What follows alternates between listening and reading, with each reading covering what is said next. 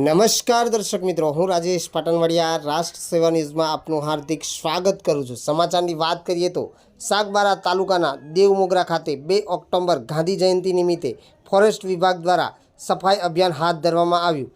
Forest ઓફિસની આજુબાજુ દરેક જગ્યા ઉપર ફોરેસ્ટના કર્મચારીઓ દ્વારા સ્વચ્છતા અભિયાન કરવામાં આવ્યું। રિપોર્ટ મિનહાજ મલેક, ડેડિયાપાડા।